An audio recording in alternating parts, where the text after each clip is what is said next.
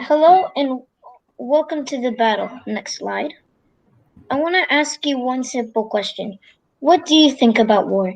Do you think it's bad or do you think it's good? Regardless of your perspective and which side wins, war has rules and it affects people. I'm Daniel and today I'm going to be speaking to you all about war. War is a conflict between two sides based on a disagreement. If the disagreement is important enough, they go to war. Slide 4. My mom was my mom was I'm from Venezuela, and Venezuela is having a war against itself right now. Some people voted for a president, but a man named Maduro disagreed. Eventually, he took control over the Venezuelan army because he threatened the country. So, not too long ago, my mom was there, and smoke bombs were going off. Next slide. These smoke bombs could have been deadly because they contain a chemical called ammonium nitrate. Next slide. This chemical could have been very dangerous because if lit at 400 degrees Fahrenheit could have exploded. So anyways, my mom couldn't see where she was going because of the smoke bombs. But luckily, a woman she never knew came to help her get to safety.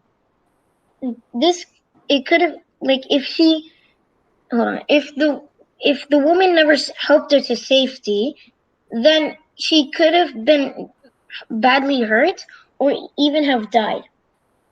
But anyways, I think war sucks. So why do we do war?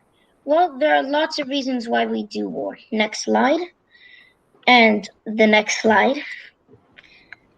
There, maybe the most basic is because when one group or more wants something, they start by negotiating, but if negotiating doesn't work, they go to war. And before they go to war, they must calculate their chances of going into war.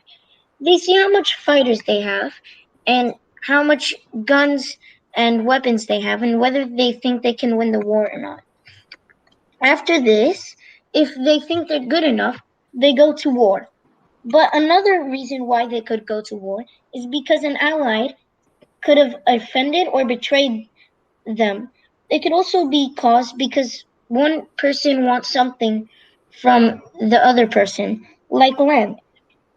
It can be horrible when two sides go to war. But did you know they can't just fight any way they want? Nope, there are rules.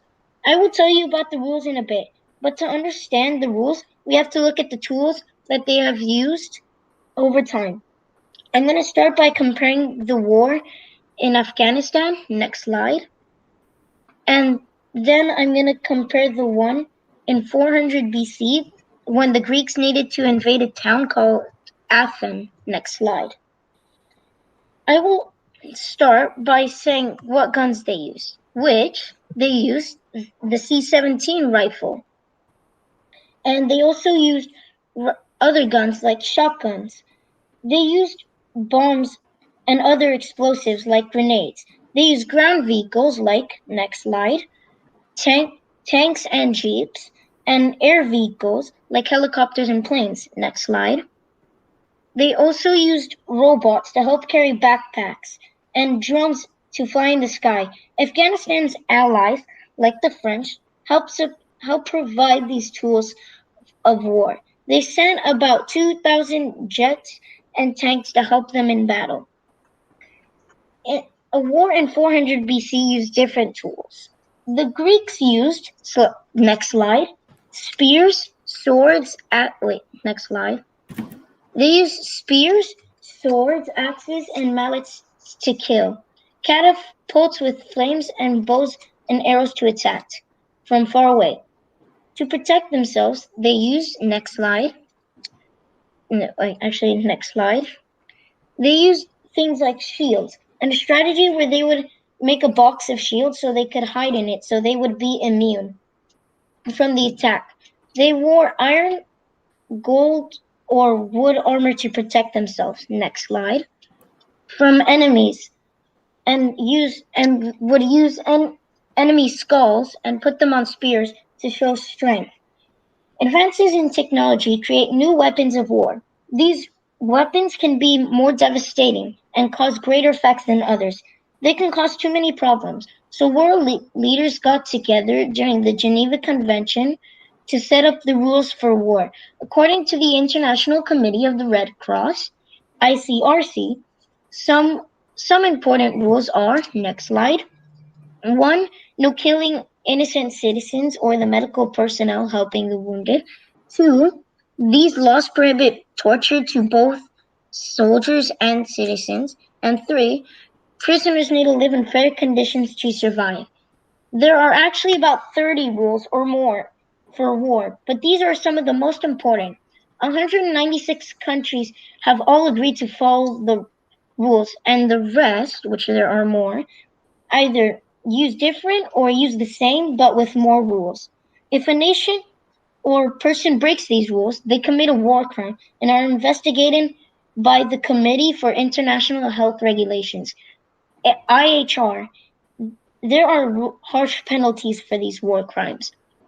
War crimes are evaluated after the war. But what happens to the people that are captured during the war?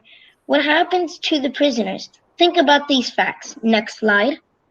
Studies have suggested that 41.9% of war veterans suffered from mental damage or PTSD. Over 4,000 soldiers were held during war prisons. In the war of Soviet versus Germany during World War II, about 70,000 soldiers died on both sides.